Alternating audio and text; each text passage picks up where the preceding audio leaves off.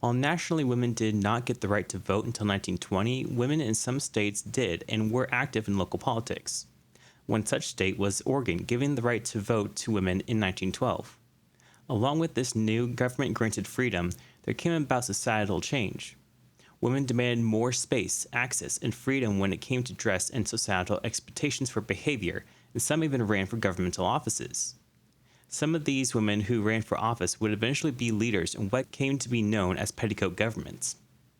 One such government was the city government of Umatilla, which in 1916 elected not only a female mayor, but every office election was won by a woman, the first in U.S. history.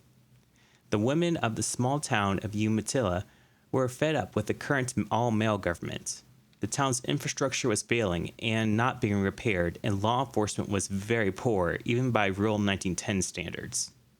Lola and Robert Merrick decided to invite 7 women from the small town to a card game with an ulterior motive more than just socialization. These two were determined to convince the women to run for local offices. So a group of women determined to make their town a better place got together to run for mayor and other governmental positions, determined to fix it up and clean out the town, giving it a fresh start. Their campaign ended up in a clean sweep, the ladies winning the vote for 6 positions. The local incumbent mayor and other previous leaders were dazed, not even knowing that these women were running for their positions until election day. It was then far too late for them to campaign against the women. All they had to speak to the worthiness of their positions were their past actions, which clearly did them no favors. Laura J. Starcher defeated her husband for the position of mayor by a vote of 101 to 73.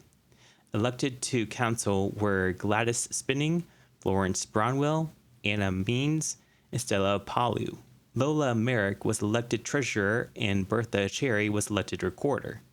2 male members of the council were holdovers, but the mayor did not give them any committee assignments. Once these ladies had the power, they quickly went to work establishing a library, doing town-wide cleanups, improving infrastructure, and more. However, this did not last, as the women did not rerun for election the next year and their positions were filled with men once again. But this did not mark the end of petticoat governments.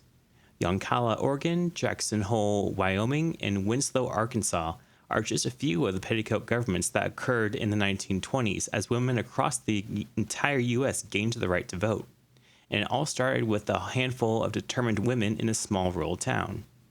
While petticoat governments would fade over time, women would continue to gain positions in government and prove that they could, in fact, do the job just as good or even better than their male peers.